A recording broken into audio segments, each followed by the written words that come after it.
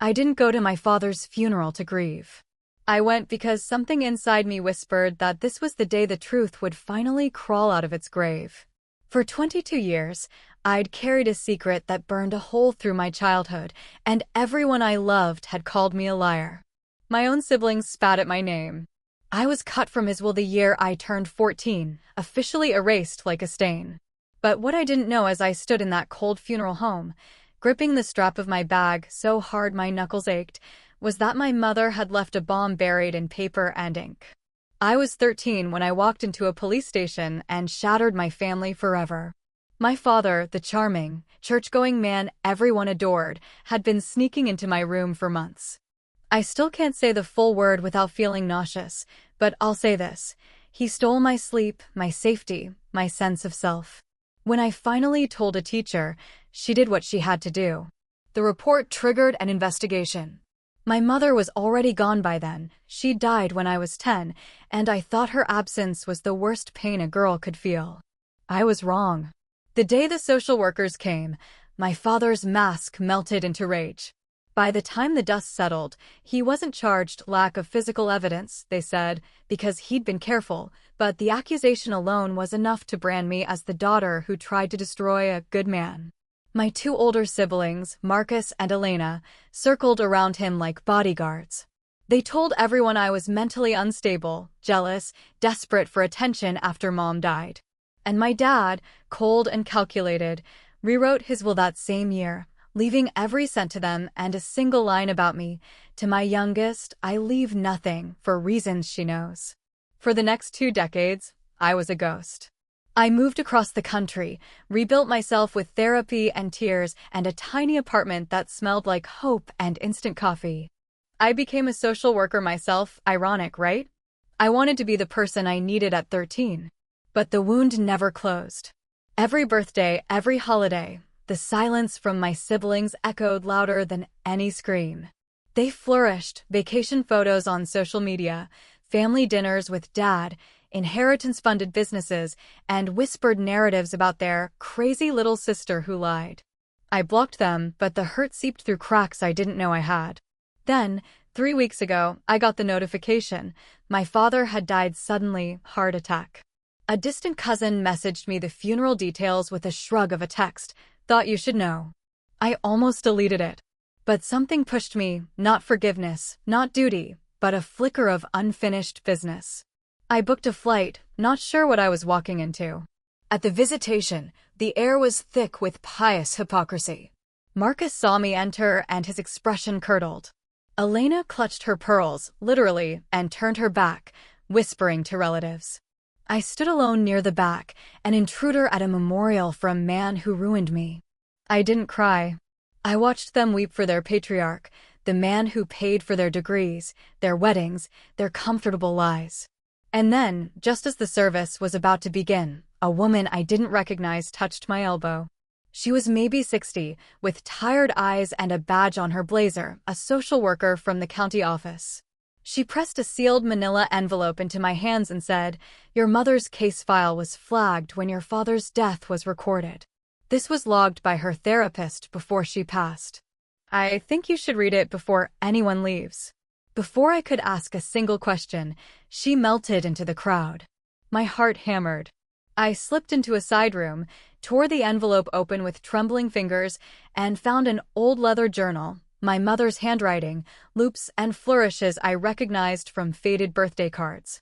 The first entry I landed on was dated 2 months before she died. I read words that made the floor tilt. "If he ever touches her, I will take him down with my last breath." I've documented everything, the dates, the nights I pretended to be asleep, the sounds from her room. God forgive me for not acting faster, but I'm building a case he can't bury. I slapped the journal shut, my lungs frozen. She knew. My mother knew what he was, and she'd been gathering proof while cancer ate her alive. The next entry was a list of dates that matched my worst nightmares. I almost collapsed right there.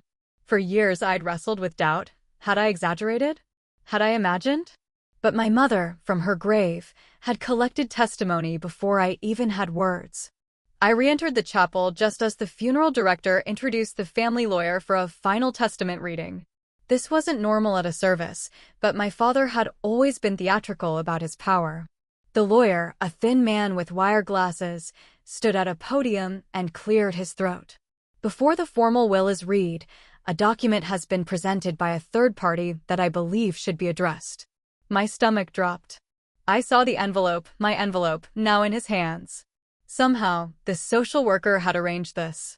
The lawyer glanced at me, just a flicker, and I knew. This is the personal journal of the late Mrs. Aldrich, mother of the deceased's children. Murmurs rippled. Marcus's face hardened. Elena's eyes narrowed. Then the lawyer began reading aloud. The first excerpt was gentle, a mother's love. But then he flipped to a marked page and his voice changed. October 8th. I heard her crying again. When I confronted him, he said she fell. I documented 3 bruises on her upper arms. I have photos. I have recordings. One day, my daughter will have the truth, even if I'm not here to give it. Gasps. I couldn't breathe. Every face turned toward the front, then slowly toward me, and then, as one, toward the siblings who had spent 2 decades calling me insane. Marcus went pale, his jaw slack. Elena looked like she'd been slapped with ice water. The lawyer kept going, and the details grew worse. Dates, times, explicit descriptions that left no room for interpretation. The air was sucked out of the room. For the first time in 22 years, I wasn't the liar. I was the survivor who had been failed by everyone except the one person who died too soon to save me. And then the lawyer stopped mid-sentence. He stared at the next page, and his hand trembled. The silence was suffocating. He looked up, directly at Marcus and Elena, and said, "There's more, but you're not ready for this." I saw Marcus's knees buckle slightly. Elena gripped the pew in front of her. I stood frozen. What more could there possibly be? I had been vindicated, and yet those words hung in the air like a blade, promising a reckoning none of us expected. The room held its breath, waiting for what came next. But the lawyer closed the journal and said, "I need to verify certain legal implications before I proceed. We will reconvene in 1 hour." And as he stepped down, I knew whatever was in those remaining pages wasn't just my mother's testimony. It was the weapon that would burn them all down. That hour was the longest of my life. I stood in the corner of the funeral home lobby, clutching my mother's journal so tightly the leather left indentations on my palms. People avoided eye contact with me. The same relatives who'd swallowed my siblings' lies for decades now sidestepped me like I carried a contagion. But I could feel the ground shifting. Marcus stormed into a side room with the lawyer, his neck blotchy red. Elena sat frozen in a folding chair, mascara streaking down her cheeks, a single question burning in her eyes. What else did Mom write? I didn't know either. The journal pages I'd skimmed had only covered the early documentation. What could possibly be worse than what we'd already heard?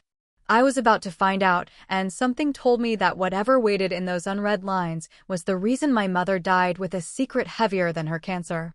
When the lawyer finally reappeared, his face was gray as wet ash. He motioned everyone back into the chapel. The air felt charged, electric with the kind of dread that precedes a verdict. I sat in the front row now, not because I was invited, but because I refused to hide. Marcus and Elena settled on the opposite side, as far from me as possible. The lawyer adjusted his glasses, opened the journal to a flagged section, and said, "Before I continue, I must inform you that I have already contacted the district attorney's office based on the contents I'm about to disclose. What you will hear is not just a mother's grief. It is evidence." I felt my heart beat in my throat. Evidence. He turned the page and read, "March 14th, the year she died. I recorded a conversation this morning. Marcus, 16, came into my room while I was bedridden. He told me to stop writing notes about his father. He said if I sent any more letters to the police, he would make sure my pain medication was accidentally thrown out." He laughed. He said his sister, our little girl, deserved what she was getting because she was trying to break the family apart. I pretended to be too weak to respond, but I recorded it on a tape I hid in the hospice floorboards. A collective gasp ripped through the chapel. Marcus shot to his feet, sputtering denials, but the lawyer stabbed a finger at him. "Sit down. There's more." I couldn't swallow. My brother, the golden child who had called me a mental case at every family gathering, had threatened our dying mother to protect our father. And he'd known the whole time. I wasn't just betrayed by my father, I was sacrificed by my siblings on the altar of inheritance and image. The lawyer kept reading, entries unfolding like a horror film I couldn't escape. Elena wasn't spared. A week after Marcus's threat, she visited the hospice room with a typed letter she forced Mom to sign. The letter stated that Mom was delusional from medication and that any prior allegations about her husband were hallucinations.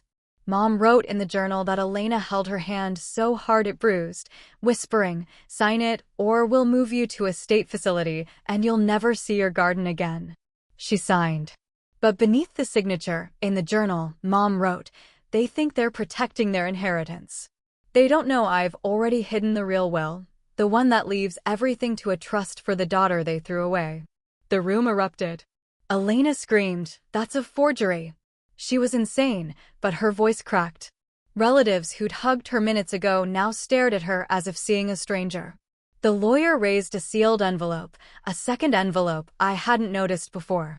"This is the will Mrs. Aldridge filed with the county 3 days before her death."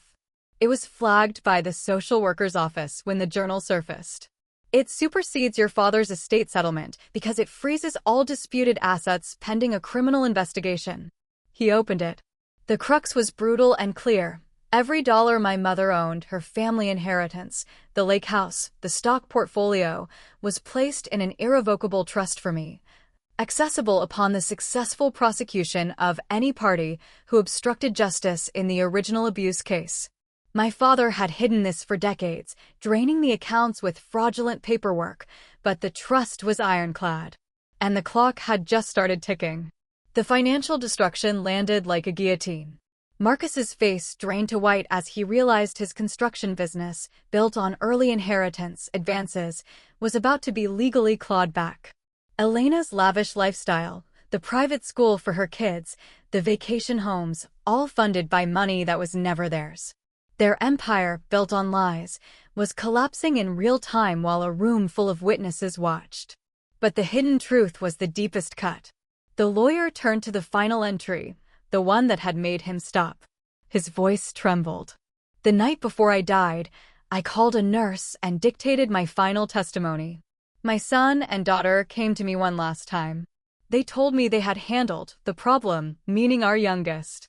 They said they had convinced the police she was lying and that the case would be closed permanently. They used the words, 'She's dead' to us. Then Marcus smiled and said they would take good care of Dad's money and I should die knowing the family was strong." I have that conversation on tape too. The nurse is the witness. I have nothing left to lose, but I have everything to leave behind. I was sobbing without sound. Not from pain, from release. My mother, frail and dying, had outsmarted them all.